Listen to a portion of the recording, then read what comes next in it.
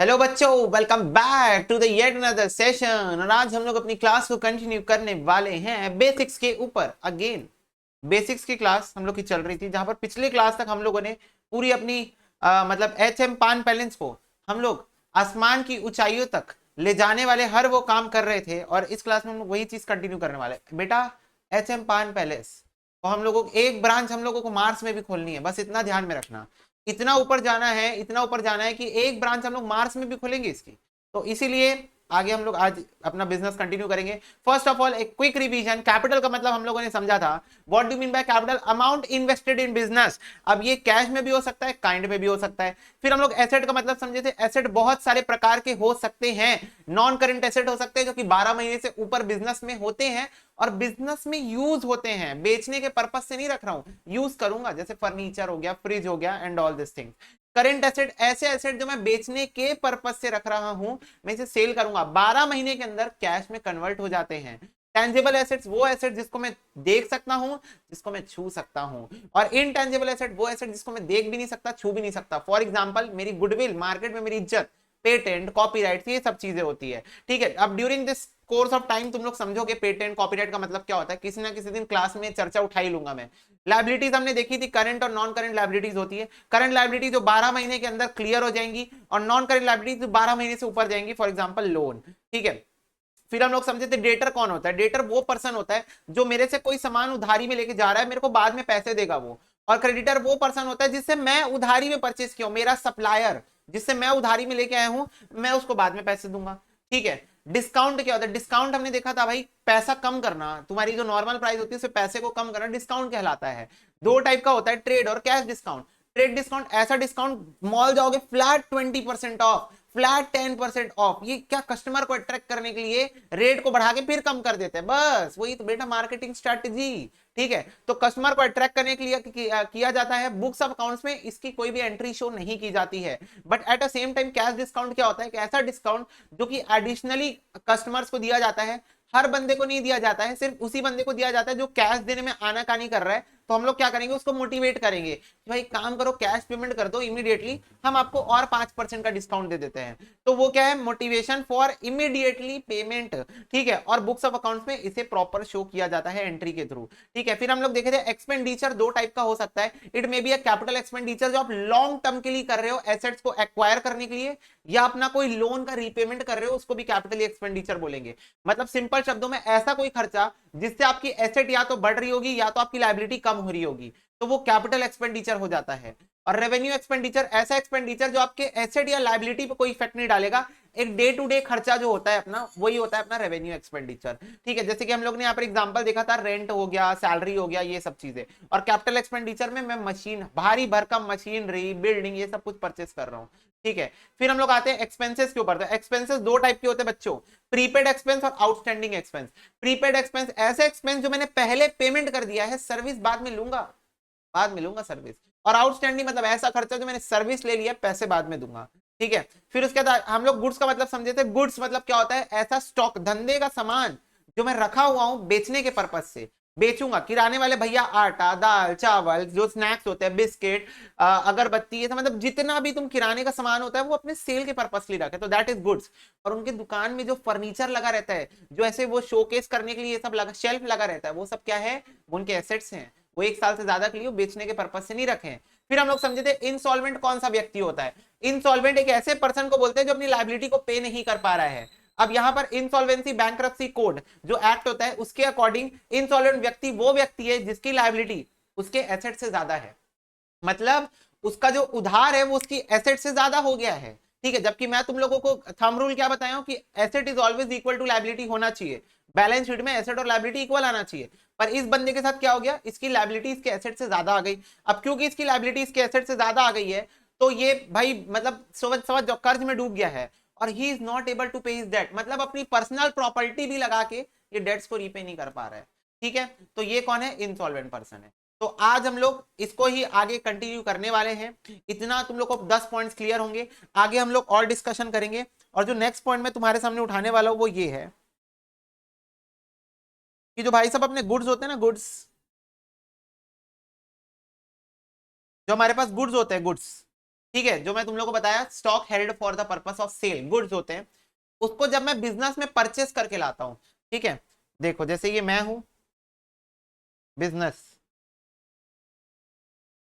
ये है सप्लायर, और ये है कस्टमर। तो मैं सप्लायर से परचेस करके लाता हूं गुड्स को, और मैं फिर कस्टमर को भेज देता हूं गुड्स को। यस भैया, कुछ ऐसा ही सीन चलता है ना, बताओ, यही होता है ना, मैं हूं बिजनेस, मैं सप्लायर से गुड्स परचेस करके आता हूं और फिर कस्टमर को बेच देता हूं, ऐसे ही होता है भैया। यस बिल्कुल। पॉइंट ये है कि जब मैं गुड्स को लेके आ रहा हूं, अब देखो यहां पर एक स्टैटिक नाम तो हो गया भाई गुड्स, तो जब भी हम लोग अकाउंटिंग कर रहे होंगे, तुम लोग मेरे से कुछ बोल रहे होगे, मैं तुमसे कुछ बोल रहा हूँ, मैं बोलूंगा कितने का गुड्स पड़ा है, कितने का माल पड़ा है, तुम लोग हिंदी भाषा में पूछोगे कितना माल पड़ा है, छोटू गोडाउन में बता, छोटो काउंट करके बता कितना पेटी पड़ा है, कितना माल पड़ा है, ऐसे। ये तो देसी भाषा हो गई। अपन अंग्रेजी भाषा में, अकाउंटिंग की भाषा में इसको गुड्स बोलते हैं, स्टॉक बोलते हैं, इन्वेंट्री भी बोलते हैं, टेक्निकल भाषा में आ जाओ तो इसके मल्टीपल नाम है। जैसे तुम्हारे निकनेम होंगे घर में, ठीक है, मेरा कोई निकनेम नहीं है घर में, हाँ, पर तुम्हारे होंगे शायद एक दो तीन, मतलब कोई तुम्हारा दोस्त तुमको कुछ और बोलता होगा, तुम्हारी फ्रेंड कुछ और, जिसके साथ तुम हो सो कॉल्ड रिलेशनशिप में, वो तुमको कुछ और बोलती होगी या बोलता होगा, ऐसा केस में भी मम्मी पापा कुछ और बोलते हो, ऐसा होता है, कई बार तीन चार नेम हो जाते हैं, कुछ लोगों के हो ही जाते हैं ऐसा जनरली, ठीक है। तो वैसे गुड्स के भी नाम है ना मल्टीपल, गुड्स को प्यार से कोई गुड्स बुला लेता है, कोई स्टॉक बुला लेता है, कोई इन्वेंट्री बुला लेता है, ठीक है।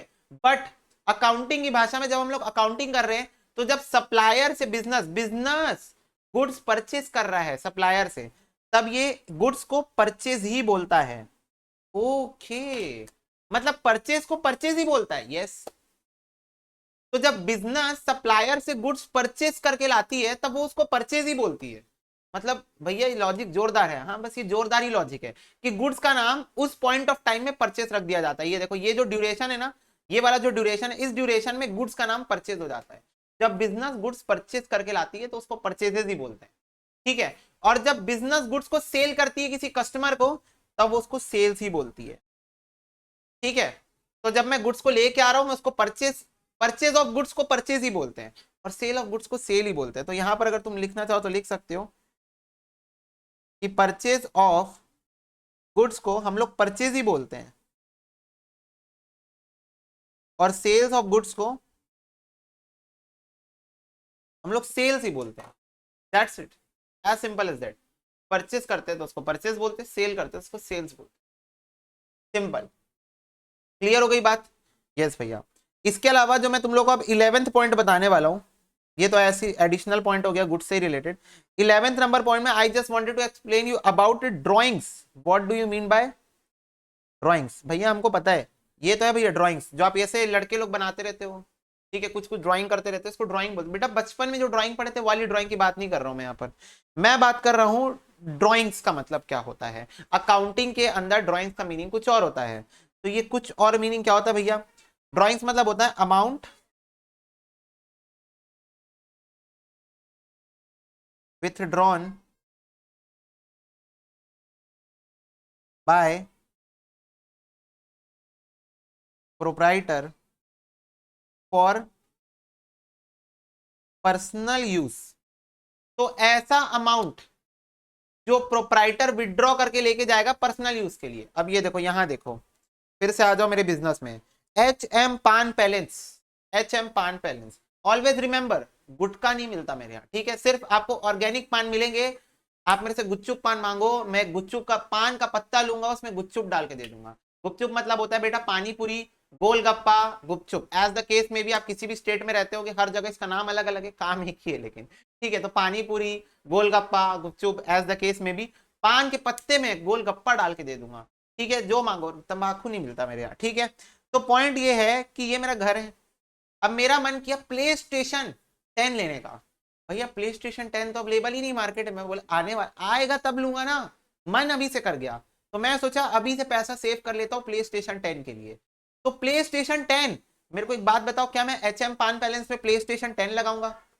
फटाफट से बताओ, क्या मेरी प्ले स्टेशन वाली दुकान है जहां लड़के लोग जनरली बचपने में जाते थे खेलने? जाते थे कि नहीं जाते थे? सच सच बताओ, जाते थे कि नहीं जाते थे बचपने में?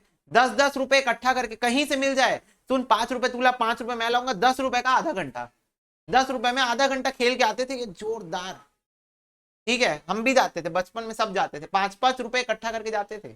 आधा घंटा खेल के आते थे, पर मन नहीं भरता था तो घर आके फिर कहीं से जुगाड़ करके 5 रुपए फिर लेके जाते थे, फिर आधा घंटा। मजेदार। हाँ, तो HM पान बैलेंस में थोड़ी लगाऊंगा प्ले स्टेशन 10, वो तो हमने घर में लगाऊंगा। लग्जरी बेटा, लग्जरी बोलते हैं इसको, तो मैं अपने घर में लगाऊंगा। तो मैं क्या किया इस बार, पहली बार ऐसा हो गया, पहली पहली बार बलिए, क्या हो गया कि मैं बिजनेस से, कितने का आता है यार प्ले स्टेशन 5, वही 40,000 अराउंड कुछ आता होगा मेरे ख्याल से, उतने में लॉन्च होना चाहिए जब भी लॉन्च होगा। मान लो 40,000 rupees for the purpose of play station 10। Play station 10 में 40,000 रुपए निकाल के ले गया बिजनेस से।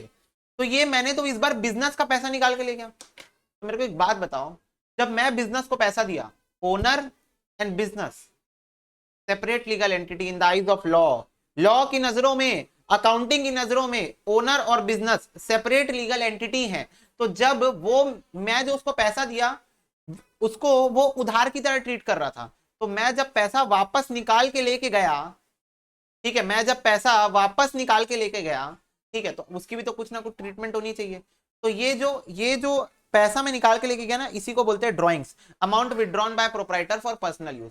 पर जनरली बच्चे दो चीजों में कंफ्यूज होते हैं, क्योंकि ये दो चीजें उनको बताई नहीं जाती क्लियरली +2 लेवल पे। अगर +2 लेवल पे आप कॉमर्स स्ट्रीम के बच्चे हो तो आपको ये चीजें बताई नहीं जाएगी डिटेल में, बट अब डिटेल में डिस्कस करने का समय आ गया है कि यहाँ पर ड्रॉइंग्स के साथ एक चीज में बच्चे जनरली कंफ्यूज हो जाते हैं, और वो है कैपिटल विड्रॉन।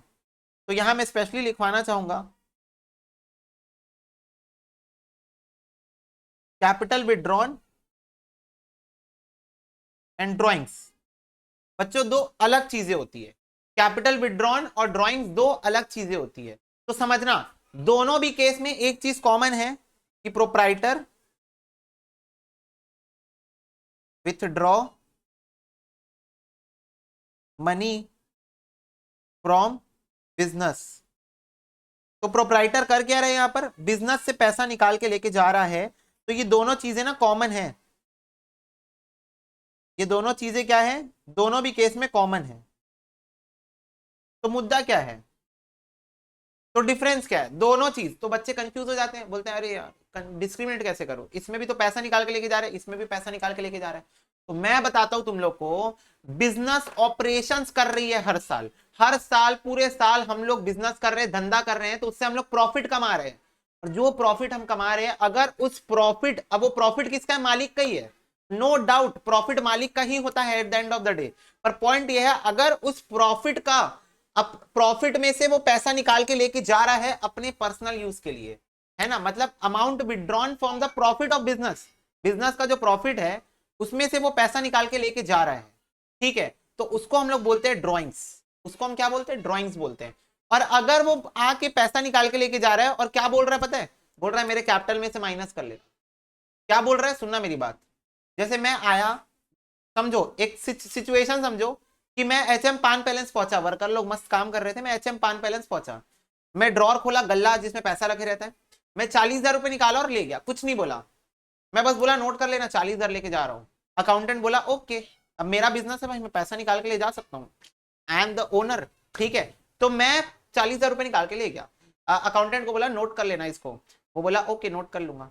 तो पॉइंट ये है कि मैं कुछ बोला नहीं उसको, तो वो क्या करेगा पता है, इस 40,000 का जो मैंने अमाउंट विड्रॉ करके लेके गया उसको वो ड्रॉइंग्स की तरह ट्रीट करेगा, क्योंकि मैं उसको कुछ बोला ही नहीं, मैं बस बोला 40,000 रुपए लेके जा रहा हूँ नोट कर लेना इसको, मैं उसको कोई ट्रीटमेंट नहीं बताया, तो वो बोलेगा ड्रॉइंग्स है, प्रॉफिट बिजनेस का प्रॉफिट है, उसमें से पैसा निकाल के ले गए सर ओनर जी, ठीक है। अब दूसरा सिचुएशन, मैं आया फिर से HM पान पैलेस, मैं गल्ला खोला, मैं 40,000 रुपए निकाला, मैं अकाउंटेंट को बोला 40,000 रुपए लेके जा रहा हूं, मेरे कैपिटल में से माइनस कर लेना। क्या बोला मैं, मेरे कैपिटल में से माइनस कर लेना। मीनवाइल इसका मतलब क्या होता है कि जो 2 लाख का मैंने कैपिटल बिजनेस को दिया है, 2 लाख प्लस 10, 2,10,000 का जो मैंने कैपिटल दिया है कैश और काइंड को मिला के, तो मैंने आज की डेट में बिजनेस को एज अ कैपिटल 2,10,000 रुपए देके रखा हुआ है। तो मैं बोला अकाउंटेंट को कि इसमें से माइनस कर लेना, इसमें से क्या माइनस कर लेना, कैपिटल विथड्रॉन माइनस कर लेना, कितना, 40,000 रुपए। तो उसके बाद मेरा कैपिटल कितना बच जाएगा, 1,70,000 का कैपिटल मेरा बच जाएगा। This is capital introduced. मैं 2,10,000 रुपए बिजनेस पे इंट्रोड्यूस किया था, पर आज के डेट में मैं कैपिटल विड्रॉ करके लेके जा रहा हूँ 40,000, 2,10,000 दिया था, 40 वापस लेके जा रहा हूँ, 1,70,000 बच जाएगा। ठीक है, तो पॉइंट क्या है, पॉइंट ये है भैया कि दोनों सेम टू सेम है। इवन तुम लोगों को पता है जर्नल एंट्री भी दोनों की सेम होती है, जर्नल एंट्री भी दोनों की सेम होती है। पॉइंट ये है कि जब जर्नल एंट्री इसकी होती है, मतलब जर्नल एंट्री पढ़ेंगे तब बताऊंगा, अभी इतना क्यूरियोसिटी मत दिखाना, नहीं तो फिर कॉन्फ्लिक्ट हो जाएगा कॉन्सेप्ट में। जब तक जर्नल एंट्री हम लोग पहुंच नहीं जाते तब तक I am not going to tell you कि what is the thin line difference between journal entry of these two, but just wanted to tell you guys conceptually drawing is out of profit and capital is out of capital। ठीक है, और point ये दोनों capital से minus होता है ना। तो मेरे को एक बात बताओ, एक चीज मैं अभी क्लियर कर सकता हूं, एक चीज मैं अभी क्लियर कर सकता हूं, मेरा बिजनेस में कितना रुपए है फटाफट से बताओ, तुम लोग बताओगे। मैं बिजनेस में टोटल कितना रुपए लगा के रखा हूं, तुम लोग बताओगे, मैं नहीं। एच एम पान बैलेंस में एच एम का कितना पैसा लगा है, आई एम एच एम, तो एच एम का एच एम पान बैलेंस में भैया 2,10,000 रुपए लगा हुआ है, इसको मैं कैपिटल बोलता हूं। यस,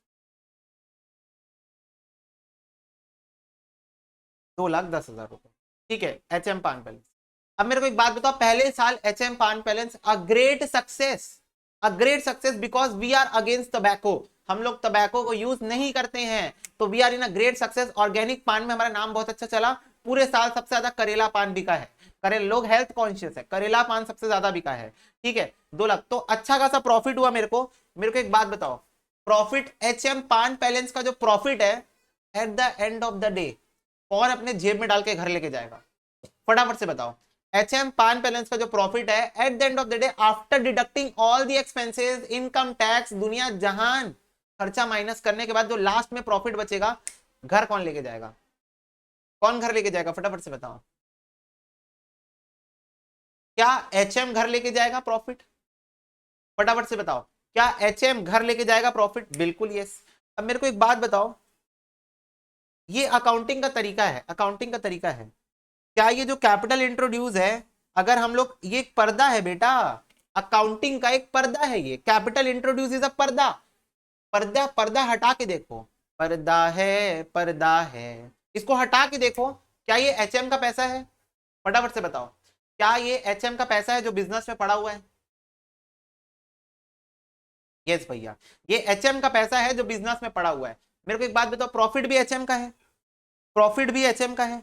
और क्या हम लोग अकाउंटिंग के सेकंड स्टेप में पढ़े थे कि हम लोगों को जो भी इंफॉर्मेशन होती है उसका क्लासिफिकेशन करो, मतलब परचेज से रिलेटेड सारे आइटम एक डब्बे में, सेल से रिलेटेड सारे आइटम एक डब्बे में, रेंट से रिलेटेड सारे आइटम एक डब्बे में, सैलरी से रिलेटेड सारे आइटम एक डब्बे में। तो एचएम से रिलेटेड सारे आइटम क्या एचएम के एक डब्बे में डाल देने चाहिए, एग्री कर रहे हो आप, क्या आप इस बात को एग्री कर रहे हो कि एचएम से रिलेटेड जितने भी आइटम है वो एचएम के डब्बे में डाल देने चाहिए। यस, तो प्रॉफिट भी तो एचएम का है, प्रॉफिट भी तो एचएम का है। तो कायदे से अकाउंटिंग के अंदर जो कैपिटल होता है, साल के अंत में जो प्रॉफिट आता है ना, प्रॉफिट, प्रॉफिट, वो भी ना कैपिटल में प्लस हो जाता है। क्या हो जाता है, कैपिटल में प्लस हो जाता है। और फिर मेरा नया capital, capital at the end, ठीक है, कैपिटल एट द एंड मेरा हो जाएगा 2,60,000 रुपए। तो कायदे से मेरा जो नया कैपिटल है वो 2,60,000 हो जाता है, क्योंकि ये भी एचएम का है और प्रॉफिट भी एचएम का है। तो दोनों मिला के एचएम का फाइनल अमाउंट लिख दो, 2,60,000 एचएम को देना है। बिजनेस अपनी बुक्स में लिख देगी 2,60,000 एचएम को देना है। अब मेरे को बताओ, मैंने तुमको एक पॉइंट बताया अभी जस्ट पिछले 2-3 मिनट पहले कि ड्रॉइंग से टर्म होता है, जिसका मतलब ये होता है कि आप प्रॉफिट से पैसा निकाल के लेके जा रहे हो तो वो क्या हो जाएगा, ड्रॉइंग्स हो जाएगा। और अगर आप अपने कैपिटल का ही पैसा निकाल के लेके जा रहे हो, मतलब आप जब बोल रहे हो कि मैं अपने कैपिटल का पैसा लेके जा रहा हूं, कैपिटल से माइनस कर देना, तो इसका मतलब आप कैपिटल विड्रॉन कर रहे हो। दोनों दिखता भी एक जैसे है, साउंड भी एक जैसे करता है, पर दोनों में स्ट्रीम लाइन डिफरेंस क्या है कि जब ड्रॉइंग्स हो रही है तो वो प्रॉफिट से माइनस हो रहा है, ये देखो, जब ड्रॉइंग्स हो रही है तब वो प्रॉफिट से लेके जा रहा है पैसा, और जब कैपिटल विड्रॉन हो रहा है तो कैपिटल से। मेरे को एक बात बताओ, अब साल खत्म हो गया है, अब मैं 40,000 रुपए चाहे अपने कैपिटल से विड्रॉ करके लेके जाऊं या चाहे प्रॉफिट से लेके जाऊं, क्या माइनस इसी से होगा, फटाफट से बताओ, क्योंकि कैपिटल भी इसी के अंदर है और प्रॉफिट भी इसी के अंदर है। तो चाहे मैं ड्रॉइंग्स करके लेके जाऊं या चाहे मैं कैपिटल विड्रॉ करके लेके जाऊं, चाहे मैं ड्रॉइंग्स करके लेके जाऊं या मैं कैपिटल को विड्रॉ करके लेके जाऊं?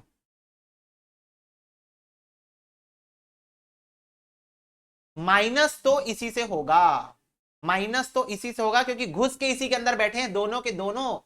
कैपिटल भी इसी के अंदर घुस के बैठा है, प्रॉफिट भी इसी के अंदर घुस के बैठा है, तो कुछ भी हो माइनस ही होगा। ओवरऑल कंक्लूड कर देता हूं, चलो ज्यादा नहीं खींचते इसको। मैं तुमको ये बोलना चाहता हूं कि कैपिटल इंट्रोड्यूस और ड्राइंग, कैपिटल विड्रॉन और ड्राइंग दोनों दिखते एक जैसे हैं, दोनों लगते एक जैसे हैं, दोनों का ट्रीटमेंट एक जैसा होता है, everything is like 90% same. But जो 10% थिन लाइन डिफरेंस है वो सिर्फ एक है, क्या कि जो ड्राइंग्स होती है वो आउट ऑफ प्रॉफिट होती है, और जो कैपिटल विड्रॉन होता है वो आउट ऑफ कैपिटल होता है। ठीक है, तो दैट्स इट, यही मेरे को तुम लोगों को बताना था। Now if you want you can note this down. If you want, क्या तुमको लिखना ही है ये सारी चीजें, उधर ड्राइंग वाली चीज तो लिखनी नहीं है, हाँ ये चीज तुमको लिखनी ही लिखनी है। हाँ भाई ये चीज ध्यान रखना, मैं इतना ज्यादा एक्सप्लेनेशन सिर्फ इसलिए कर रहा हूँ क्योंकि आई जस्ट वांट कि तुम लोगों को अंडरस्टैंडिंग नेक्स्ट लेवल पे हो। लिखने का काम तो हो ही जाता है, ठीक है, कोई और लिखेगा तुम उससे नोट्स मांग के छाप के लिख सकते हो। पॉइंट ये तुमको अंडरस्टैंड कराना ज्यादा जरूरी है, इसलिए पूरी चीजें एक स्टोरी के फॉर्मेट में आपको समझाई जा रही है। इसको आप नोट कर लो फास्ट। नेक्स्ट टर्म बच्चों, 12वां नंबर पॉइंट, बहुत इजी सा पॉइंट है। हाँ, ऑल दो तुम लोगों को अंडरस्टूड होगा ये पॉइंट, मेरे को ऐसा लगता है। 12वां नंबर पॉइंट है तुम्हारा प्रॉफिट, एंड 13 नंबर पॉइंट लिख लो लॉस। तो तुमको पता होगा बिजनेस के अंदर प्रॉफिट एंड लॉस चलते रहता है, कोई इशू की बात नहीं है। जैसे तुम लोग देख लो, मैं लॉस पे ही रहता हूं हमेशा, पर profit and loss is a part of a business. तो बिजनेस के अंदर प्रॉफिट भी चलता ही रहता है, लॉस भी चलता ही रहता है। पॉइंट ये है, होता क्या है प्रॉफिट और लॉस? तो सिंपल है बच्चों, प्रॉफिट मतलब जब आपकी इनकम आपके एक्सपेंसेस से ज्यादा है, मतलब चलो इसको ऐसे ले लो, जब आपकी जो कॉस्ट इनकर्ड हुई है, कॉस्ट इनकर्ड वो कम है आपके इनकम से, और इसी को मैं क्या टर्म दे रहा हूं, एक्सपेंसेस। तो जब आपके एक्सपेंसेस कम है, आपकी इनकम ज्यादा है, मतलब आपको इनकम ज्यादा हुई है, एक्सपेंस कम हुआ है, तो आपको प्रॉफिट हो रहा है। और जब आपके एक्सपेंसेस ज्यादा है और आपकी इनकम कम है, तो आपको लॉस हो रहा है, सिंपल। तो इससे ज्यादा मैं इस पे कोई एक्सप्लेनेशन देना नहीं चाहूंगा, प्रॉफिट एंड लॉस का जस्टिफाइड है, ठीक है। पर 14 पॉइंट में मैं तुमको गेन का मतलब जरूर बताना चाहूंगा। What do you mean bye a gain? तो गेन मतलब होता है, देखो अब ये जो मैं प्रॉफिट कमाता हूँ ना, प्रॉफिट ये बिजनेस के डे टू डे एक्टिविटीज से कमाता हूँ। मैं कब बोलूंगा मेरे को प्रॉफिट हो रहा है? जब मैं नॉर्मल पान को सेल कर रहा हूँ, और पान को सेल करने से पूरे साल में मेरे को अच्छा खासा इनकम हुआ है, और मेरी कॉस्ट कम है। जितनी भी इनकम, जैसे मान लो 10 लाख की इनकम हो गई और मेरी कॉस्ट है 8 लाख की, तो 2 लाख रुपए मेरे को प्रॉफिट हो गया।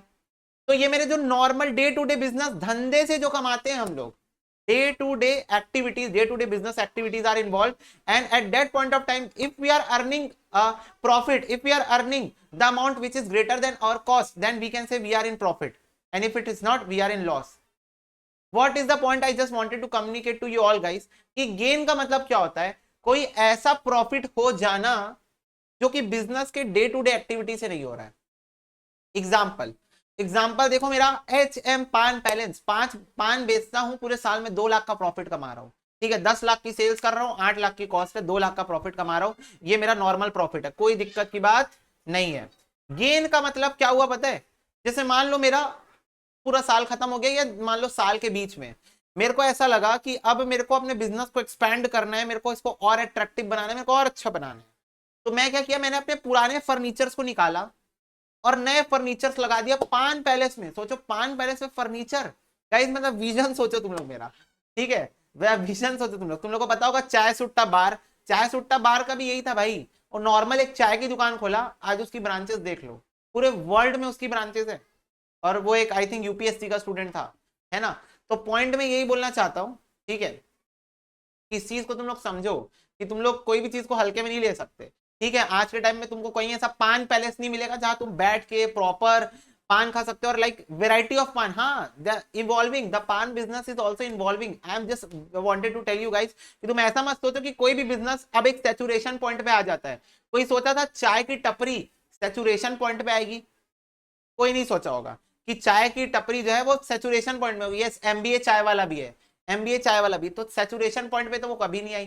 सोचो इवॉल्व होते गई, और फिर इतनी इवॉल्व हो गई कि आज लोगों को फ्रेंचाइजी लेनी पड़ रही है चाय सुट्टा बार की, ठीक है। तो मैं वही बोलना चाहूंगा कि कोई भी ऐसा बिजनेस नहीं है जो सैचुरेशन पॉइंट पे कभी पहुंचता है। तुम लोग भी इवॉल्व कर सकते हो, तुम लोग भी बिजनेस आइडियाज ला सकते हो, ऑलरेडी सेटअप बिजनेस को तुम लोग भी ऊपर और ऊपर लेवल पे ले जा सकते हो, ठीक है। तो मैं तुमको गेन बताना चाह रहा था। तो मैं पुराना फर्नीचर निकाला और नया फर्नीचर वहां लगा दिया, तो मेरा पुराना फर्नीचर का जो उस दिन बुक वैल्यू था, बुक वैल्यू का मतलब मैं बताऊंगा तुम लोग को, वैसे तुम लोग नाम से ही समझ जाओ, बुक में जो वैल्यू लिखी हुई है उसको बुक वैल्यू बोलते हैं। मतलब मेरी बुक्स ऑफ अकाउंट्स पे लिखा है कि मेरा फर्नीचर 10,000 का है, तो वो 10,000 का है। तो अब सोचो 10,000 के वैल्यू वाला फर्नीचर मैं 15,000 में बेच दिया, पुराना वाला, जो नया लगाया पुराना वाला निकाल लिया था, तो पुराने वाले को मैंने 10 के फर्नीचर को 15,000 में बेच दिया। तो मेरे को एक बात बताओ, ये जो 5,000 का मेरे को प्रॉफिट हुआ, क्या ये मेरा डे टू डे बिजनेस है? क्या मैं फर्नीचर पे डील करता हूँ या मैं पान में डील करता हूँ? फटाफट से बताओ। Am I dealing in furniture, I am dealing in paan. मैं पान में डील करता हूं, मैं फर्नीचर में थोड़ी डील करता हूं। तो पॉइंट में ये बोलना चाहता हूं कि कभी कभी अनएक्सपेक्टेड तरीके से क्या होता है, कोई एसेट अगर तुम सेल कर रहे हो, ठीक है, और ये हमेशा नहीं होता, कभी कभार सालों में एक बार होता है, तो तुमको क्या हो जाता है, गेन हो जाता है। गेन मतलब ऐसा प्रॉफिट हो जाता है जो कि रेगुलर नेचर का नहीं है, जो कि धंधे से नहीं हुआ, जो कि बिजनेस एक्टिविटी से नहीं हुआ, जो कि रेकरिंग नेचर का नहीं है, ठीक है। रेकरिंग मतलब होता है री ऑकरिंग, तो रेकरिंग बोलते हैं मतलब जो बार बार होता है, ठीक है। री और ऑकरिंग दो शब्द को मिला के बनाया गया है रेकरिंग नेचर, मतलब बार बार बार बार बार बार जो होता है उसको रेकरिंग बोलते हैं। तो रेकरिंग नेचर का ये नहीं है, तो इसको हम बोलते हैं गेन, ठीक है। तो profit from sale of any asset, ठीक है। तो इसको हम लोग क्या बोल सकते हैं, गेन बोल सकते हैं। क्लियर हो गया आपको ये तीनों टर्म, ठीक है। 15th नंबर पॉइंट में मैं बात करना चाहता हूं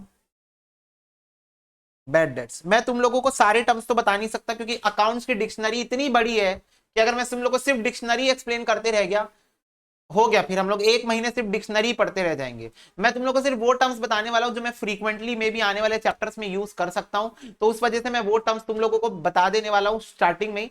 फिर जब चैप्टर आते जाएंगे धीरे धीरे करके और वहां पर जो टर्म्स यूज होते जाएंगे, अब सोचो एक चैप्टर आएगा हमारा कंसाइनमेंट, उसके अंदर दो व्यक्ति होंगे, एक कंसाइनर होगा, एक कंसाइनी होगा, ठीक है। तो मैं अगर तुम लोग को अभी से, अभी अकाउंट्स की डिक्शनरी है, अकाउंट्स की भाषा में उसको कंसाइनर कंसाइनी बोलते हैं, ठीक है, अकाउंटिंग की भाषा में। तो अगर मैं तुम लोग को अभी से बताना चाहूं तो it is a big list to go, ठीक है। तो इसलिए अभी नहीं बताऊंगा, पर जो भी इंपॉर्टेंट टर्म्स हैं I will definitely communicate to you all, ठीक है। तो बैड डेट्स क्या होता है, बैड डेट्स मतलब होता है बुरे डेटर, लिखो यहां पर।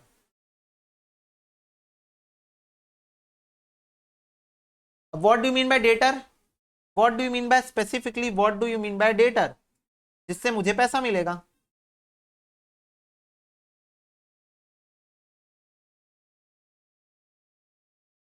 जिससे मुझे पैसे लेने हैं वो मेरा डेटर है, जिससे मुझे पैसे लेने वो मेरा डेटर है। तो तुम लोग बताओ बुरे डेटर का मतलब क्या हो सकता है, तुक्का मारो, चलो बताओ बुरे डेटर का मतलब क्या हो सकता है।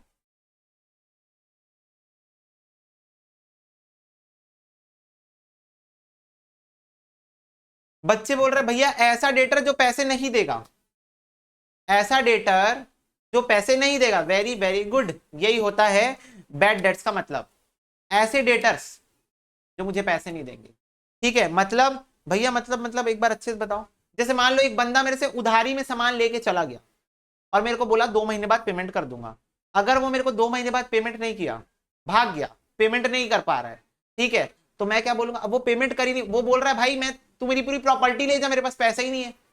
वो बोल रहा है मेरे पास पैसा ही नहीं है, आप पूरा जेब चेक कर लो मेरा, लो लो लो लो जेब चेक कर लो, मेरे पास पैसे ही नहीं है। तो भाई अब उसके पास पैसे ही नहीं है तो मैं क्या करूं, छोड़ना ही पड़ेगा, कोई ऑप्शन ही नहीं मेरे पास, उसके पास पैसे ही अवेलेबल नहीं है पेमेंट करने के लिए। तो इसी को बोलते हैं बैड डेट्स, बुरे डेटर। मतलब कुछ डेटर ऐसे होते हैं जो आप क्रेडिट में ट्रांजेक्शन करके लेके जाते हैं तो वो डेटर बन जाता है, और डेटर मेरे को पेमेंट नहीं कर पाता है बिकॉज ऑफ सम रीजन, वो इंसॉल्वेंट हो जाएगा या जो भी रीजन है, पर वो पेमेंट नहीं कर पाता है, तो उसको हम बोलते हैं बैड डेट्स, बुरे debtors, the debtors which are not able to pay their dates.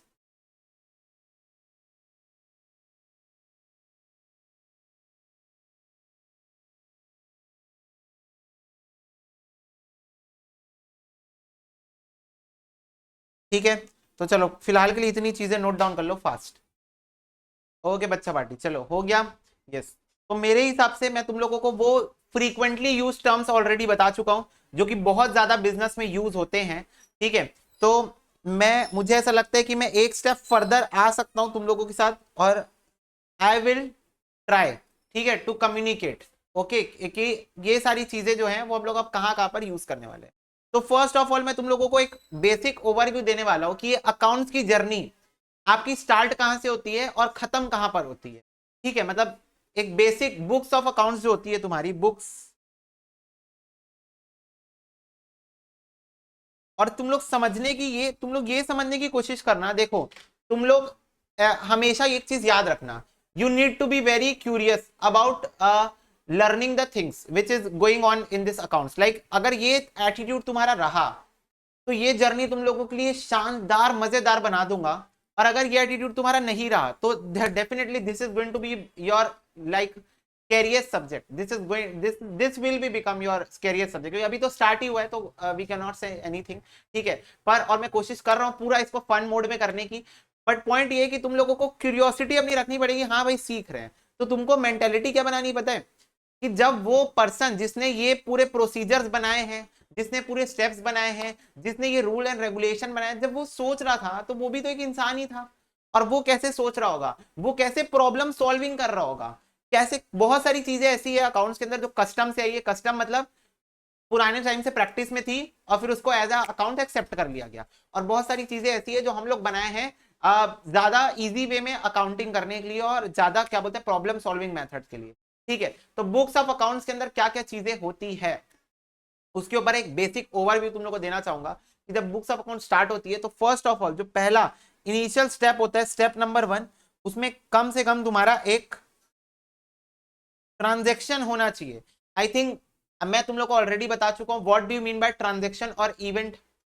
तो एक स्टेप नंबर 1 तुम्हारे बिजनेस में कोई भी ट्रांजेक्शन होना चाहिए, क्योंकि ट्रांजेक्शन ही नहीं होगा तो रिकॉर्ड कैसे करोगे, है ना। तो ट्रांजेक्शन होना चाहिए। और ये चीज हमेशा याद रखना, अकाउंट्स के अंदर जो भी चीजें होगी मॉनेटरी टर्म्स पे ही रिकॉर्ड होती है। स्पेशली हम लोग क्या पढ़ रहे हैं, फाइनेंशियल अकाउंटिंग पढ़ रहे हैं ना, तो उसमें सारी चीजें मॉनेटरी टर्म्स पे होती है। ठीक है, तो स्टेप नंबर 1 कुछ तो भी ट्रांजेक्शन होना ही चाहिए। अब स्टेप नंबर 2 में ये ट्रांजेक्शन होने के बाद इसकी हो जाएगी रिकॉर्डिंग। क्या हो जाएगी भैया, रिकॉर्डिंग। तो इसकी रिकॉर्डिंग हम कहां पर करते हैं, बुक्स ऑफ अकाउंट्स के अंदर। अब ये रिकॉर्डिंग का प्रोसेस ही तुम लोगों को तरीके से समझ गए कि जब एक ट्रांजेक्शन हुआ और अगर वो मॉनेटरी टर्म्स पे अवेलेबल है, मतलब एक ट्रांजेक्शन हुआ और उसको मैं मॉनेटरी टर्म्स पे वैल्यू कर सकता हूं, तो अब उसको मैंने हक दे दिया है, अब मैंने उसको राइट दे दिया कि now you have the access pass, तुम्हारे पास पास है मेरी बुक्स ऑफ अकाउंट्स में एंटर करने का। Now you have the pass to enter on my books of accounts. ठीक है, तो मैंने उसको एंट्री पास दे दिया, तो वो एंट्री पास के थ्रू मेरी बुक्स ऑफ अकाउंट्स के अंदर एंटर करेगा। अब एंटर होने के बाद वो पहले जिस पर्सन से मिलेगा उस पर्सन का नाम है जर्नल। क्या नाम है उस पर्सन का, नाम है जर्नल है उसका नाम। अब ये जो पर्सन है जर्नल, उससे वो मिला और बोला हेलो सर कैसे हो, मैं एक ट्रांजेक्शन और मैं मॉनेटरी टर्म से वैल्यू भी हो सकता हूं, तो क्या आप मुझे अपने आप में रिकॉर्ड करोगे। जर्नल बोला बिल्कुल रिकॉर्ड करेंगे, बिल्कुल रिकॉर्ड करेंगे। तो जर्नल ना, जर्नल एंट्री चैप्टर हमको पढ़ना है, कैसे क्या होता है वो सब चीजें छोड़ो, पर जर्नल एक बुक का नाम है।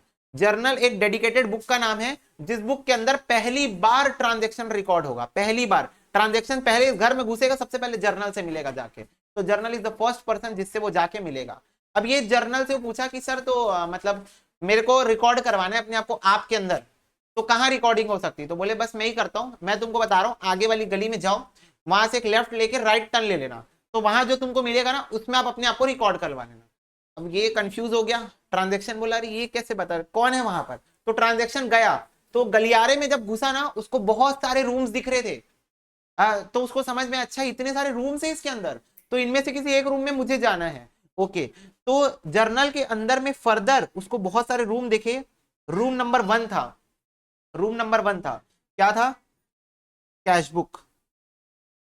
रूम नंबर 1 क्या था, कैश बुक। और कैश बुक के नीचे में डिस्क्रिप्शन में लिखा हुआ था, क्या लिखा हुआ था, ये देखो एक सेकेंड ना, ओनली कैश ट्रांजेक्शंस। ठीक है, समझ जाना ट्रांजेक्शन लिखा हूं मैं।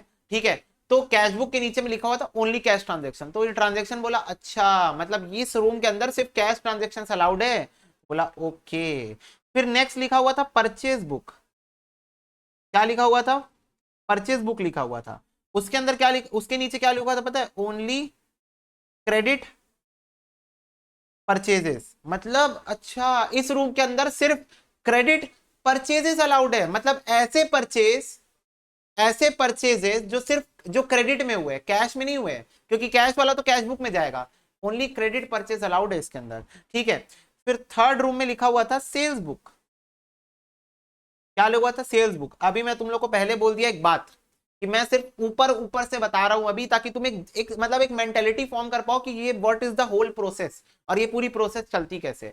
सेल्स बुक लिखा हुआ था, सेल्स बुक में क्या लिखा हुआ था? Only credit sales are allowed, मतलब ऐसी सेल्स जो क्रेडिट में हुई है, ऐसी सेल्स जो क्रेडिट में हुई है सिर्फ वही अलाउड है। ओके चलो, फिर उसके बाद परचेज रिटर्न बुक, फिर नेक्स्ट रूम का नाम था सेल्स रिटर्न बुक, फिर नेक्स्ट बुक का नाम था बिल्स रिसीवेबल बुक, फिर नेक्स्ट बुक का नाम था बिल्स पेबल बुक। तो ऐसे करके बहुत सारी बुक्स थी तुम्हारी तुम्हारी वहां पर इन टोटल।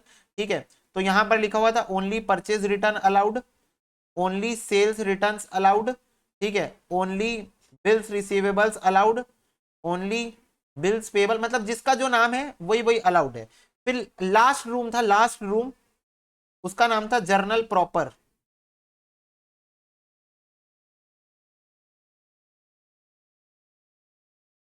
ठीक है, अब ये इस रूम में क्या लिखा हुआ था तुम लोग को बाद में बताऊंगा जब ये चैप्टर चालू होगा ना। ये जो तुम पढ़ने वाले हो, ये एक चैप्टर का नाम है सब्सिडरी बुक्स, तुम्हारे सिलेबस में है वो चैप्टर, अभी बहुत आगे है। पहले जर्नल आएगा, लेजर आएगा, उसके बाद आएगा सब्सिडरी बुक्स, अभी बहुत आगे है वो चैप्टर।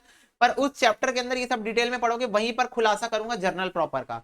पॉइंट ये है कि जब रिकॉर्डिंग की बारी आई तो पहली बुक जिसमें रिकॉर्डिंग होती है वो है जर्नल, और जर्नल आर सब डिवाइडेड इनटू वेरियस बुक्स, मतलब जर्नल के अंदर बहुत सारी बुक्स बनी हुई है। ये क्यों किया गया समझना। एक प्रॉब्लम आ रही थी, क्या प्रॉब्लम आ रही थी?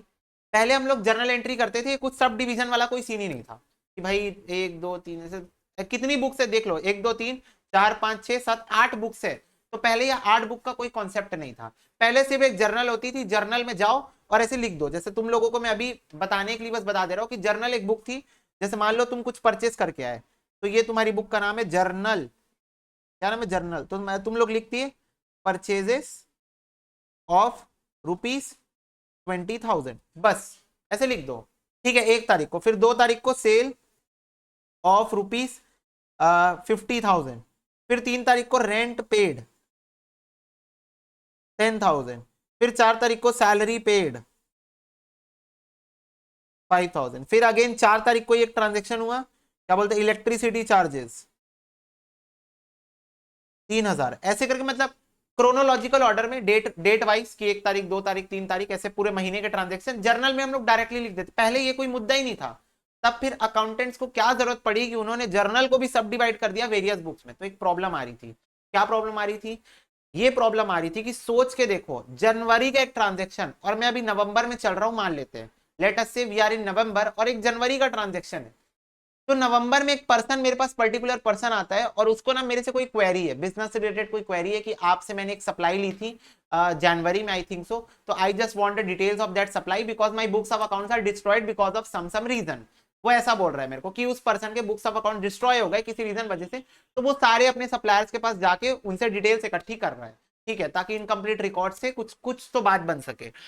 तो वो उससे पूछा, अब यहां पर मुद्दा ये उठ गया, जनवरी का ट्रांजेक्शन। अब सोचो, एक नॉर्मल बिजनेस में एक दिन में ऑन एन एवरेज, मान लो एक एकदम मैं किराना लेवल का बिजनेस ले लेता हूं, एकदम एक अच्छी खासी सेटअप किराने दुकान का एग्जांपल ले लेते हैं। जैसे मान लो जिसको अकाउंटिंग करवाना होता है, एक बात बताओ, पान ठेले वाले तो अकाउंटिंग कराएंगे नहीं, छोटे मोटे किराना दुकान वाले तो जिनके एक दिन में 50 ट्रांजेक्शन होते हैं वो लोग तो अकाउंटिंग कराएंगे नहीं। कम से कम एक ऐसा बिजनेस अकाउंटिंग करा रहा होगा जिसका एक दिन में एटलीस्ट 5,000 के ऊपर ट्रांजेक्शन तो होते ही होंगे एक दिन में। तो अगर एक दिन में 5,000 ट्रांजेक्शन है तो 30 दिन में कितने हो जाएंगे? 1.5 लाख ट्रांजेक्शन। और अगर आप इसको भी 10 महीने से मल्टीप्लाई कर दो तो 15 लाख ट्रांजेक्शन उसके हुए होंगे। अब 15 लाख ट्रांजेक्शन, कितनी जर्नल की बुक भर गई होगी सोचो। अगर एक 300 पन्ने की कॉपी में अगर आप करते हो अकाउंटिंग, या एक मान लो कंप्यूटराइज्ड अकाउंटिंग करते हो, कंप्यूटर एक्सेल शीट में करते हो अकाउंटिंग, 15 लाख ट्रांजेक्शन हुए होंगे। सोच के देखो, कि तुम नवंबर में खड़े हो, तुमको जनवरी में जाना है, 10 महीने पीछे ट्रैवल करना है, और जनवरी का एक पर्टिकुलर पर्सन का एक पर्टिकुलर ट्रांजेक्शन तुमको ढूंढ के लाना है। कितना लेंदी प्रोसीजर हो जाएगा ये काम करना, कितना ज्यादा लेंदी प्रोसीजर हो जाएगा। उसमें भी उसके ट्रांजेक्शन क्रेडिट में थे कि कैश में, भगवान भरोसे। फिर क्या ट्रांजेक्शन हुआ वो भी भगवान भरोसे, कौन सा प्रोडक्ट बिका वो भी भगवान भरोसे। तो एवरीथिंग इज भगवान भरोसे, मिलेगा कि नहीं मिलेगा वो भी नहीं पता। ठीक है, तो ये बहुत बड़ी प्रॉब्लम आ रही थी एक ही बुक जर्नल होने के कारण। तब फिर हमने अकाउंटेंट्स ने क्या किया, बोले सोल्यूशन निकालो। सोल्यूशन ये निकाला गया कि जर्नल को भी सब डिवाइड कर दिया गया 8 सेक्शंस में। तो बोले कैश बुक बना दो, सारे कैश ट्रांजेक्शन एक कमरे में बंद कर दो। एक परचेज बुक बना दो, क्रेडिट के परचेज एक कमरे में बंद कर दो। सेल बुक बना दो, क्रेडिट सेल एक कमरे में बंद कर दो। तो सिंपल शब्दों में एक प्रॉब्लम आई जर्नल की, उसका सॉल्यूशन ढूंढ दिया गया। तो ऐसे मैं तुमको ये बताना चाहता हूं कि स्टेप नंबर 1 में एक ट्रांजेक्शन होगा, और स्टेप नंबर 2 में रिकॉर्डिंग चालू हो जाएगी। अब ये रिकॉर्डिंग सबसे पहले जर्नल में होगी। अब एक बार जर्नल की रिकॉर्डिंग हो गई, अब इसके ऊपर आगे चर्चा हम लोग डेडिकेटेड चैप्टर के अंदर करेंगे। एक बार जर्नल में जब रिकॉर्डिंग हो गई, तब उसके बाद स्टेप नंबर 3 क्लासिफिकेशन। और ये क्लासिफिकेशन करने के लिए लेजर का इन्वेंशन हुआ। किसका इन्वेंशन हुआ? लेजर का इन्वेंशन हुआ। तो अब रिकॉर्डिंग हो चुकी है जर्नल में, अब सारे ट्रांजेक्शन हौच पौच एक कमरे में बंद कर दिए गए हैं। कैश वाले सारे ट्रांजेक्शन एक कमरे में, परचेस वाले सारे ट्रांजेक्शन, क्रेडिट परचेज वाले सारे ट्रांजेक्शन एक कमरे में, क्रेडिट सेल वाले सारे ट्रांजेक्शन एक कमरे में है। ऐसे कर करके सारे कमरे बन चुके हैं यहाँ पर। और जो जो ट्रांजेक्शन जहां जहां जाना था, एज पर जर्नल ने जैसे गाइड किया। जर्नल जो है वो वॉचमैन है, बाहर खड़े रहता है। ट्रांजेक्शन आएगा, बोलेगा आगे से तीसरा नंबर कमरा, आगे से दूसरा नंबर कमरा, आगे से 8वां नंबर कमरा। वॉचमैन है भाई, गाइड करता है कौन से कमरे के अंदर जाना है। ठीक है, फिर क्लासिफिकेशन, मतलब मैं तुम लोग को बताया था ना कि सोचो जर्नल के अंदर आधा कैश परचेज यहां घुस के बैठी है, क्रेडिट परचेज यहां घुस के बैठी है, परचेज रिटर्न यहां, मतलब सारे ट्रांजेक्शन इधर उधर हैं। कोई आधे लोग उस कमरे में, आधे लोग उस कमरे में। फिर उसके बाद स्पेसिफिकली अगर मैं बात करूं, मान लो एक कुणाल नाम का व्यक्ति है। कुणाल से मैंने जो परचेज करके रखा है वो सारे परचेज में मिला हुआ है। रमेश से परचेज किया मिला हुआ है, राम से परचेज किया, लक्ष्मण से परचेज किया, सारे सबके परचेज एक साथ, पूरा हौच पौच कचड़ा। अब कुणाल आया स्पेसिफिकली मेरे को बोला मेरे बुक्स ऑफ अकाउंट जल गए हैं, मेरे को जनवरी से लेकर अभी तक के सारे ट्रांजेक्शन लाके दो। बोला यार इसका सोल्यूशन तो नहीं है मेरे पास। हाँ मेरे पास परचेज के सारे ट्रांजेक्शन एक कमरे में बंद है, क्योंकि मेरे पिछले बार जर्नल की प्रॉब्लम आई थी तो मैंने इसका सोल्यूशन निकाल लिया था। सिर्फ तेरे ट्रांजेक्शन कहां से लाऊं मैं? तो उसका सोल्यूशन आ गया क्लासिफिकेशन में, लेजर में। लेजर क्या करता है, एक पर्टिकुलर व्यक्ति या एक पर्टिकुलर नेचर ऑफ ट्रांजेक्शंस को एक रूम में बंद कर देता है। तो लेजर के पास ना thousand and thousands of rooms होते हैं, थाउजेंड्स ऑफ रूम्स होते हैं लिटरली। मतलब जितने अलग अलग नाम है ना आपके बुक्स ऑफ अकाउंट्स में, उतने नंबर ऑफ रूम्स होते हैं। परचेज का एक रूम, सेल्स का एक रूम, राम का एक रूम, श्याम का एक रूम, भरत का एक रूम, कुणाल का एक रूम, राहुल का एक रूम, सेल्स का एक रूम, रेंट का एक रूम, क्या बोलते हैं जितने भी तुम्हारे दुनिया भर के एक्सपेंसेस होते हैं, इलेक्ट्रिसिटी का एक रूम। ठीक है, मतलब जितने मशीनरी का एक रूम, प्लांट का एक रूम, बिल्डिंग का एक रूम, कैपिटल का एक रूम, क्रेडिटर का एक रूम, डेटर का एक रूम, मतलब जितने नाम है ना तुम्हारे अकाउंट के अंदर, जितने भी नाम होंगे उन सब के लिए एक अलग रूम बनाएगा लेजर। तो लेजर हमारा सबसे बेस्ट अकाउंटेंट है, सबसे बेस्ट बिल्डर है, उतने ही रूम बनाएगा। अब तुम लोग सोचोगे भैया ये हम लोग करते हैं, मतलब कॉपी में लिख लिख के हम लोग इतना बनाते हैं? सब चीज कंप्यूटराइज्ड है, एवरीथिंग इज नाउ कंप्यूटराइज्ड। तुम बस जर्नल एंट्री पास करो, बाकी काम अपने आप हो जाएगा, लेजर अपने आप बन जाएगा। इसके आगे जो प्रोसेस बताने वाला सब कुछ अपने आप होता है, ऑटोमेटिक है आजकल सब कुछ, पर सीखना जरूरी है तो इसलिए बताया जा रहा है। तो लेजर के अंदर क्या होगा, डेटा क्लासीफाई हो जाएगा, सबके जितने नाम उतने अकाउंट बनेंगे, और कुणाल से रिलेटेड सारे ट्रांजेक्शन कुणाल के अकाउंट में चले जाएंगे, रेंट से रिलेटेड सारे ट्रांजेक्शन रेंट के अकाउंट में चले जाएंगे, सेल्स से रिलेटेड सारे ट्रांजेक्शन सेल्स के अकाउंट में चले जाएंगे, परचेस से रिलेटेड सारे ट्रांजेक्शन परचेस अकाउंट में। तो ये वाला सिस्टम यहाँ स्टेप नंबर 3 में होने वाला है। Coming to the next step, step number 4। अब क्लासिफिकेशन हो गया, अब करोगे समराइजेशन। समराइजेशन, अब इसके अंदर तुम्हारा बनेगा सबसे पहले ट्रायल बैलेंस, ऑप्शनल है, बनाना है बनाओ, नहीं बनाना है मत बनाओ, पर जनरली हर बिजनेस बनाती है। ट्रायल बैलेंस बनेगा, उसके बाद trading and profit and loss account बनेगा, और देन बैलेंस शीट बनेगा। तो 3 आइटम बनेंगे, 1 2 और 3, 3 आइटम इसके अंदर बनेंगे। समराइज करना है, मतलब लेजर अकाउंट बन गया, अब लेजर अकाउंट्स के रूम्स को बंद करते जाएंगे और जो भी बैलेंसेस होते जाएंगे उसको ट्रायल बैलेंस नाम का एक चीज होता है, बस इतना जान लो एक चीज होता है, क्या होता है मेरे को नहीं पता और तुमको भी नहीं पता, ना तुमको जानना है अभी, ना मेरे को बताने में इंटरेस्ट है ना तुमको जानने में इंटरेस्ट है। बस एक चीज बनती है जिसके अंदर सारे बैलेंसेस लिखे होते हैं, ठीक है। उसके बाद हम लोग ट्रेडिंग पीएनएल अकाउंट बनाते हैं जिससे मेरे को पूरे साल में जो मैंने मेहनत की है, जो मैंने कर्म किया है, उस कर्म का फल जो निकला है वो प्रॉफिट है या लॉस है, ये मुझे ये वाला अकाउंट बता देगा। और मेरे बिजनेस में आज के टाइम में कितने एसेट्स है और कितनी लायबिलिटीज है, मतलब मेरी कितनी संपत्ति है और मेरा कितना उधार है, वो मेरे को बैलेंस शीट बता देगा। तो ये समराइजेशन हो गया। फिर स्टेप नंबर 4 में होता है इंटरप्रिटेशन, 5 में सॉरी,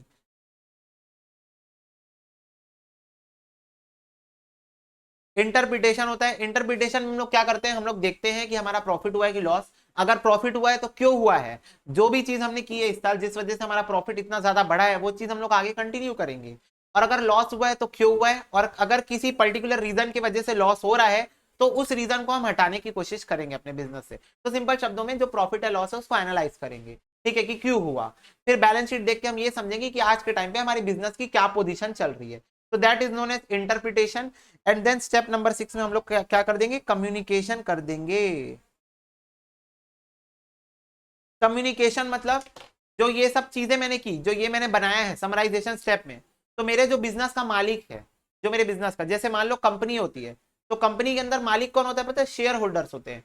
अगर तुम लोग को स्टॉक मार्केट के बारे में थोड़ा सा भी नॉलेज है तो तुम लोग को पता होगा शेयर मार्केट में हम लोग जो कंपनी के शेयर परचेज करते हैं ना, जैसे मान लो रिलायंस इंडस्ट्री का मैंने शेयर परचेज किया, तो मैं जितने भी शेयर उसके परचेज किया ना, तो टोटल नंबर, जैसे मान लो मैंने 10 शेयर परचेज किए और उन्होंने 10 लाख शेयर मार्केट में, एग्जाम्पल ले रहा हूं ना, मेरे को नहीं पता कितने शेयर इशू करके रखे, मैंने 10 शेयर लिए, उन्होंने 10 लाख शेयर इशू करके रखे मार्केट में, तो इसका परसेंटेज निकाल लो, उतना परसेंट मालिक हूं मैं रिलायंस इंडस्ट्री का, उतना परसेंट मालिक हूं मैं रिलायंस इंडस्ट्री का। तो बेसिकली सिंपल शब्दों में एक तुच्छ सा हिस्सा हूं मैं रिलायंस इंडस्ट्री का, ठीक है, छोटा सा, तुच्छ मतलब छोटा सा।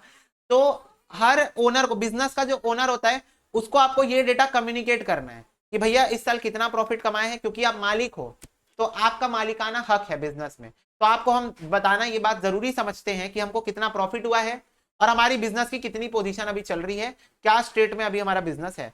तो इसको हम बोलते हैं कम्युनिकेशन। इसके अलावा कम्युनिकेशन बहुत सारे लोगों को किया जाता है, गवर्नमेंट, टैक्स अथॉरिटीज, ठीक है, क्रेडिटर्स, बैंक्स, ठीक है, ताकि बैंक से हम लोन लिए हैं या लोन लेने का सोच रहे हैं तो वो चीज होता है, मेरे स्टेक होल्डर्स, ठीक है, डायरेक्टर्स, मतलब बहुत सारे लोगों को हम लोग कम्युनिकेट करते हैं। इम्प्लॉइज ताकि ये समझ सके कि भाई हम जिस ऑर्गेनाइजेशन में काम कर रहे हैं उसका कोई फ्यूचर प्रोस्पेक्ट है कि अगले साल विजय माल्या हो जाएगी, ठीक है। तो ये सब चीजें, तो इस वजह से कम्युनिकेशन होता है। क्लियर हो गई बात। तो मोटा मोटा यहां पर तुम्हारा जो प्रोसेस है वो खत्म हो जाता है, अकाउंटिंग चालू यहां से होती है। एक ट्रांजेक्शन, एक छोटू सा ट्रांजेक्शन जो है वो चिंगारी लगाता है, इतनी बड़ी आग लगती है इस बीच में, और इसी के रिवॉल्व हमारा पूरा सिलेबस फाउंडेशन का घूमने वाला है। इससे रिलेटेड हम लोगों को बहुत सारे चैप्टर पढ़ने हैं, कंसाइनमेंट जैसे final accounts, non profit organisation, ऐसे करके बहुत सारे चैप्टर्स।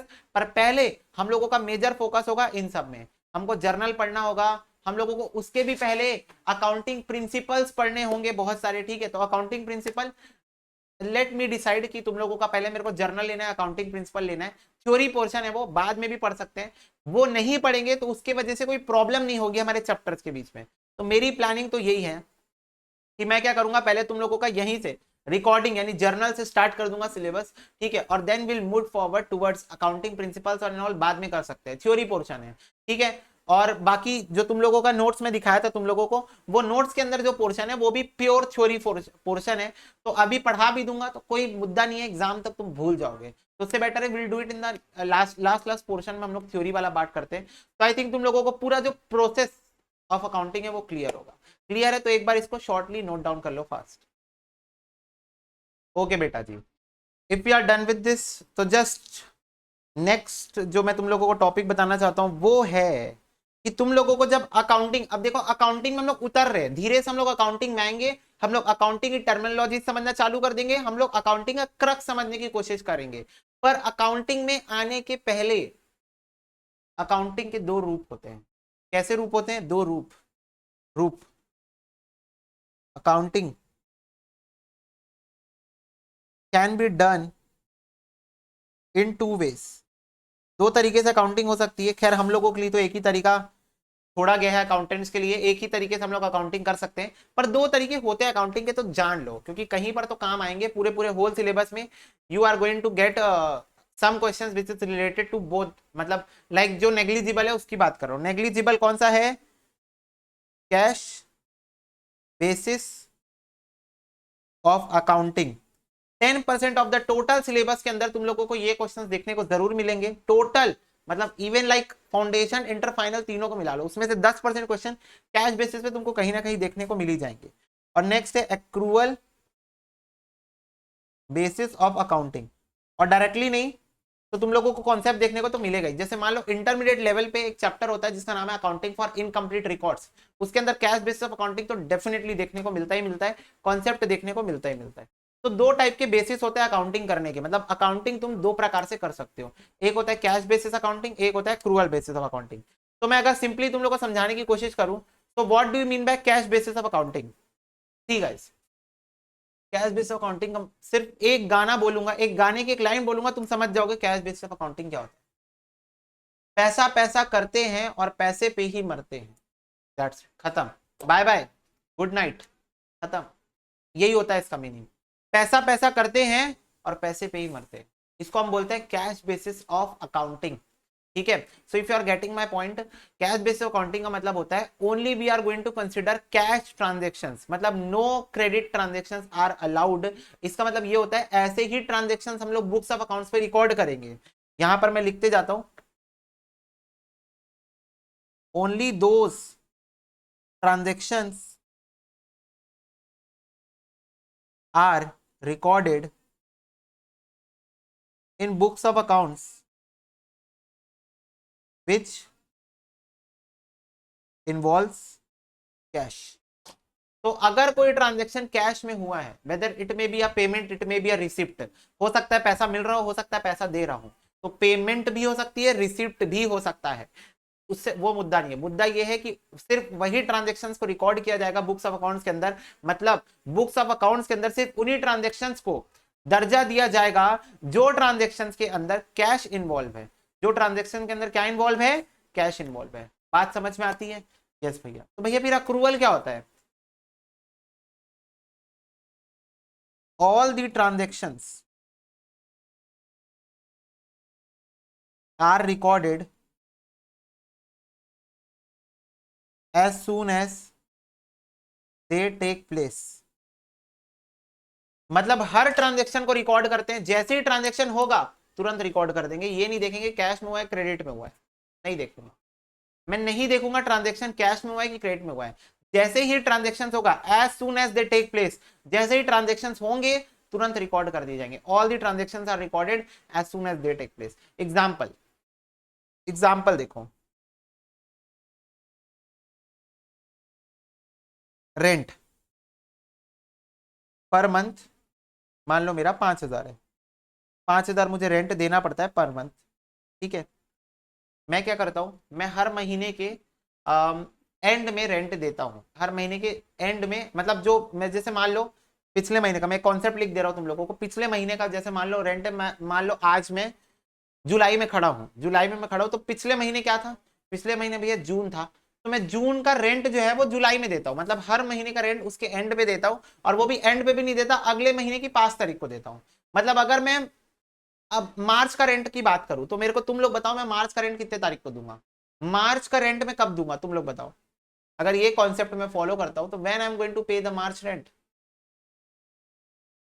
अप्रैल 5 को पे करूंगा। वेरी गुड, तो मैं मार्च का रेंट कब पे करूंगा, अप्रैल 5 को पे करूंगा। तो कुछ इस प्रकार से मेरा काम चलता है। ठीक है, कुछ इस प्रकार से मेरा सीन जो है वो चल रहा होता है यहाँ पर। तो मैं तुमसे ये पूछना चाहता हूँ कि मेरे को एक बात बताओ, मेरा तो फाइनेंशियल ईयर चलता है 1 अप्रैल से 31 मार्च तक, 1 अप्रैल से 31 मार्च तक मेरा फाइनेंशियल ईयर चलता है। तो इस साल का जो रेंट है, इस साल का मतलब 1 अप्रैल से 31 मार्च जो ये साल है, इस साल का मेरा टोटल रेंट कितना बनेगा भैया? ऑब्वियस है, 5,000 इंटू 12, 60,000 का रेंट आप पूरे साल में दोगे, मतलब देना बनता है, 60,000 का रेंट पूरे साल में देना बनता है। पर अगर मेरा ये कॉन्सेप्ट है कि मैं इस महीने का रेंट अगले महीने की 5 तारीख को देता हूं, अगर मैं ये कॉन्सेप्ट फॉलो करता हूं, उस हिसाब से मैं एक्चुअल में इस साल कितना रेंट पे किया होगा। सोचो और बताओ अभी तक इस साल कितने महीने का रेंट पेड होगा। 31 मार्च को मैं खड़ा हूं, आज मैं 31 मार्च को खड़ा होके आप बच्चों से पूछ रहा हूं जो फ्यूचर अकाउंटेंट है, मैं आप लोग से पूछना चाहता हूं 31 मार्च तक मैंने टोटल कितना रुपए पे किया होगा रेंट के लिए। तो सारे बच्चे बोल रहे हैं भैया 11 महीने का रेंट आपने पे किया है 55,000। तो मेरे को कायदे से बताओ, कायदे से मेरा इस साल का रेंट कितना है। मतलब अगर तुम लोग मेरे से पूछोगे भैया पिछले साल आप रेंट में कितना खर्चा किए हो, तो मैं बोलूंगा 60,000 किया हूं। बोलो, बोलूंगा कि नहीं बोलूंगा। अगर तुम लोग मेरे से आओगे और पूछोगे कि भैया हम भी शिफ्ट होने का सोच रहे हैं आपके पीजी में, तो आप पिछले साल कितने का रेंट, कितने आपका एक साल का रेंट कितने का बना, तो मैं बोलूंगा 60,000 का बना। बना कि नहीं बना ये बताओ। और यही सही है, ये तरीका सही है। अगर मेरे को एक बात बताओ, तुम लोग मेरे से पूछने आए कि भैया आप कितना रेंट पे किए हो एक साल में, मैं बोला 55,000, क्या ये डेटा सही है? सच तो मैं बोल रहा हूं, सच तो मैं बोल रहा हूं, मैं 55,000 ही पे किया हूं एक साल के अंदर, मैं 55,000 ही पे किया हूं। अब तुम लोग आर्ग्यूमेंट मत करने लग जाना भैया अप्रैल में 5 अप्रैल को आप पिछले साल का भी तो रेंट पे किए होगे ना, वो मत करो। तुम लोग अभी जिस कॉन्सेप्ट को मैं समझाना चाह रहा हूं उसको समझो, आर्ग्यूमेंट नहीं करना। 5,000 इंटू 11 कायदे से मैंने इस साल के लिए, इस पर्टिकुलर साल के लिए 55,000 रुपए पे कर दिया है रेंट के पर्पज से।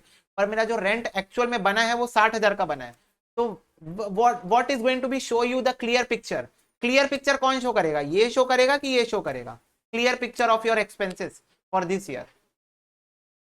Who is going to show you the clear picture? Option number 1, option number B. KBC खेलते चलो। Option number A, option number B. Computer ji timer start कर दिया जाए। ऑप्शन नंबर ए और option number B, who is going to show you clear picture? Option number A, this is nothing but accrual basis of accounting, this is nothing but cash basis of accounting. तो अगर मैं accrual basis of accounting follow कर रहा हूं और तुम मेरे से पूछोगे भैया आपका कितना खर्चा हुआ, तो मैं ये नहीं बताऊंगा कितना पेमेंट किया, मैं ये बताऊंगा मेरा खर्चा 60,000 हुआ है। हाँ भाई अभी 5,000 पेमेंट करना बाकी है, पर मेरे पूरे साल का खर्चा 60,000 हुआ है। अभी स्टिल 5,000 पेमेंट करना बाकी है, उसको अभी तुम साइड में रखो। पर अगर तुम कैश बेसिस फॉलो कर रहे हो, तब वो पूछेगा कितना खर्चा हुआ, तो वो 55,000 बोलेगा, क्योंकि उसको तो ये पता है ना कि मैंने पेमेंट कितना किया। उसको ये थोड़ी पता है कि मेरा पेमेंट करना है 60,000, तो अभी 5 और देना पड़ेगा। उसको ये थोड़ी पता है, वो बुद्धू है, बुद्धू है। ठीक है, वो क्या करता है, वो 55,000 बोल देता है एक्सपेंस पूछने पे, पर 55,000 एक्सपेंस नहीं है, 60 एक्सपेंस। तो this is the difference between cash basis of accounting and accrual basis of accounting. कि आपका ट्रांजेक्शन जब हुआ तब आप उसको रिकॉर्ड कर दो। Accrual basis of accounting this shows the clear picture, and cash basis बोलता है अगर कैश का ही लेन देन हुआ है तभी होगा। अब इसके ऊपर बहुत डिटेल चर्चा है। एक्रूअल बेसिस ऑफ अकाउंटिंग अभी बहुत वाइड स्कोप है। ठीक है, इसी के अंदर प्रीपेड वाला कॉन्सेप्ट आता है, आउटस्टैंडिंग वाला कॉन्सेप्ट आता है, एक्रूड वाला कॉन्सेप्ट आता है। ठीक है, ये सब चीजें जो है इसी के अंदर भी डिस्कस होती है एक्रूअल बेसिस ऑफ अकाउंटिंग के अंदर। पॉइंट ये है कि आपको ये क्लियर हुआ कि एक्रूअल बेसिस ऑफ अकाउंटिंग ज्यादा क्लियर पिक्चर शो करेगा। क्यों? क्योंकि मेरा जितना खर्चा हुआ या जितना इनकम हुआ वो एग्जैक्टली बता देगा। अब जैसे मेरे को एक बात बताओ,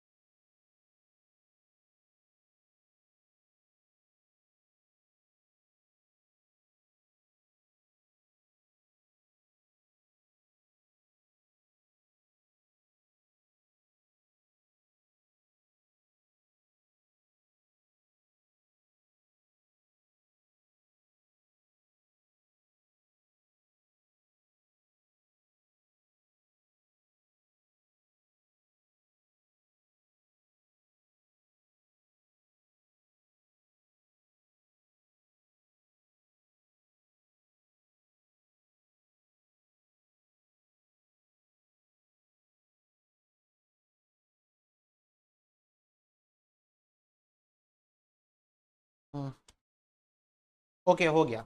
चलो अब इसमें दोनों सिचुएशन में चलो मैं प्रॉफिट निकालता हूं, प्रॉफिट, प्रॉफिट ऑब्लिक लॉस। अब मैं cash basis of accounting follow कर रहा हूं। कैश बेसिस ऑफ अकाउंटिंग अंधा भाई, अंधा आदमी है, वो बोलता है सिर्फ मैं कैश को कंसिडर करूंगा। तो मेरे को एक बात बताओ, मेरी एक्चुअल में इनकम हुई है 5 लाख की, अच्छी खासी 5 लाख की इनकम हुई है, पर मेरे को अभी सिर्फ कैश 1 लाख ही मिला है। तो वो बोला ठीक है इनकम 1 लाख की है, वो ये नहीं देखा 5 लाख की सेल्स हो गई है भाई मिलेगा पैसा, नहीं 1 लाख मिला है, 1 लाख की इनकम है, ऐसे बोलता पगला है, मैं क्या बोलूं, पगला है भाई, छोड़ो। ठीक है, तो वो बोल रहा है 1 लाख की इनकम हुई है, ओके। अब मेरा एक्चुअल में इस साल का खर्चा 4 लाख हुआ है, एक्चुअल में इस साल का खर्चा कितना हुआ है 4 लाख, पर हो सकता है पिछले साल का मिला के कुछ आउटस्टैंडिंग होगा, या अगले साल का कोई खर्चा मैंने प्रीपेड कर दिया है, कुछ भी हो सकता है, पर मैंने कैश में जो एक्सपेंसेस किए हैं वो 6 लाख के किए। ठीक है, तुम लोग ये चीज को समझो, इस साल का जो खर्चा है वो मेरा सिर्फ 4 लाख का है, पर मैं पिछले साल का कुछ खर्चा बचा होगा शायद पेमेंट करना, जैसे यहां पर भी देखो 1 हजार का रेंट पिछले साल का भी तो बचा होगा ना, वो पेंट हो गया, या अगले साल का कोई खर्चा मैं एडवांस पे पेमेंट कर दिया। तो ओवरऑल मोटा मोटा ये बोल रहा हूँ कि मैंने कैश में 6 लाख की पेमेंट की है, 6 लाख। तो वो क्या बोला पता है, मैं बोला भाई इस साल का खर्चा सिर्फ 4 लाख है, 4 लाख लेना, नहीं कैश, मैं सिर्फ कैश लूंगा। तो बोला अरे कितना पगला है भाई, क्या बोलूं। तो 5 लाख का मेरे को क्या दिखाने लग गया, ये लॉस, 1 लाख की इनकम 6 लाख का एक्सपेंस, लॉस दिखाने लग गया। और वही अगर मैं accrual basis of accounting follow कर रहा हूँ, एक्रूअल बेसिस प्रॉपर आदमी है, इस साल कितनी इनकम हुई बता दो, इस साल की इनकम हुई है 5 लाख, कितना कैश मिला उससे मेरे को फर्क पड़ता है नहीं, इस साल की इनकम हुई है 5 लाख की, ओके। इस साल का एक्सपेंस कितना है ये बता दो, इस साल का एक्सपेंस एक्रूअल बेसिस बोलता है कि मैं सिर्फ इस साल के आइटम्स को कंसिडर करूंगा, पिछले साल के आइटम्स को भी हटा दूंगा, अगले साल के आइटम्स को भी हटा दूंगा, इस साल क्या बात हुई है वो बताओ मेरे को, ओके। तो भाई कैश एक्सपेंसेस इन कैश नहीं चाहिए, इस साल का एक्सपेंसेस बताओ 4 लाख, इस साल का एक्सपेंस कितना है 4 लाख, तो 1 लाख का प्रॉफिट शो करने लग गया। तो आपको दिख रहा है कितना ब्लंडर हो सकता है अगर आप कैश बेसिस फॉलो कर रहे हो तो, मतलब कितना भयानक सीन हो सकता। इन्वेस्टर, मेरे को एक बात बताओ, तुम लोग मेरे इन्वेस्टर हो, तुम लोग मेरे इन्वेस्टर हो, मैं तुम लोग को कैश बेसिस से 5 लाख का लॉस दिखाऊंगा, इन्वेस्ट करोगे मेरे बिजनेस में, हाँ करोगे इन्वेस्ट मेरे बिजनेस में, बिल्कुल नहीं करोगे, क्यों, 5 लाख का लॉस दिख रहा है ना, क्यों इन्वेस्ट करोगे। हाँ एट अ सेम टाइम अगर मैं 1 लाख, जबकि एक्चुअल में है नहीं लॉस, एक्चुअल में मेरा बिजनेस प्रॉफिट में, पर लॉस दिखाऊंगा तो नहीं करोगे। तो इसीलिए इतना बड़ा ब्लंडर हो सकता है अगर आप cash basis of accounting follow करो, इसीलिए हम लोग accrual basis of accounting follow करेंगे, एक्रूअल बेसिस ऑफ अकाउंटिंग ही फॉलो होता है हमारे रियल वर्ल्ड में। ठीक है, तो बस अभी इसके ऊपर आज मैं इतनी चर्चा करना चाहूंगा। ठीक है, तो आज का जो क्लास हम लोग यहीं पर वाइंड अप करेंगे। ये अभी मैंने तुम लोगों से एकदम डिटेल में, तो अभी तो इतना डिटेल में जाएंगे, इतना डिटेल में जाएंगे जिसका कोई लेवल नहीं है, बस मैंने अभी ऊपर ऊपर से बातें कर ली है कि what is cash basis accounting, what is accrual basis. Cash क्या बोलता है, पैसा गया एक्सपेंस मानूंगा, पैसा आया इनकम मानूंगा, कितना इस साल का कितना मेरे को नहीं फर्क पड़ता, इस साल की इनकम 5 लाख, हटा हटा नहीं चाहिए, कैश कितना मिला ये बताओ मेरे को, कैश कितना गया ये बताओ मेरे को, मैं दोनों माइनस करके निकालूंगा। एक्रूअल बेसिस क्या बोलता है, इस साल की कितनी इनकम हुई ये बताओ, कैश मिला नहीं मिला मेरे को उससे फर्क नहीं पड़ता। ठीक है, और इस साल का कितना एक्सपेंस हुआ ये बताओ, कैश कितना गया उससे मेरे को फर्क नहीं पड़ता। तो इसीलिए एक्रूअल बेसिस ऑफ अकाउंटिंग क्या है, ज्यादा एक्यूरेट रिजल्ट आपको दे रहा है, क्योंकि वो एक्चुअल में मेरी 5 लाख की इनकम हुई है और 4 लाख का खर्चा हुआ है इस साल, तो इस साल मेरा 1 लाख का प्रॉफिट हुआ है। ठीक है, 5 लाख की इनकम, 4 लाख का एक्सपेंस, तो 1 लाख का मेरा इस साल क्या हुआ है, प्रॉफिट हुआ है। पर कैश बेसिस तो कुछ उल्टा ही दिखा रहा है, 5 लाख का लॉस दिखा दे रहा है। तो इस वजह से we always prefer as accountant accrual basis of accounting. So we will discuss about this on the further lectures. ठीक है, और डिटेल में जाएंगे इसके ऊपर। ठीक है, टेंशन बिल्कुल मत लो। अभी तुम लोगों को जितनी भी परसेंट बातें समझ में आ रही है ना, कोई टेंशन मत लो, आगे चल के सारी चीज होने लगेगी, क्योंकि multiple times we are going to repeat the same concept, like literally guys multiple times this will repeat. ठीक है, तो तुमको कोई टेंशन की बात नहीं है, आराम से पढ़ो, चिल मार के पढ़ो, रिलैक्स होके पढ़ो। हाँ भाई, रिवीजन प्रॉपर करना है, राइटिंग वर्क अच्छे से होना चाहिए, इतनी सारी चीजें नोट्स में भी लिखा हुआ है, ये सब चीजें नोट्स में लिखा हुआ है, पर मैं लिख लिख के क्यों बता रहा हूँ, मैं देसी भाषा का प्रयोग क्यों कर रहा हूँ, क्योंकि कॉन्सेप्चुअल क्लैरिटी हम लोगों को प्रायोरिटी पे रखनी है। ठीक है, तो आज का लेक्चर यहीं पर समाप्त करते हैं। God bless you, take care and bye bye.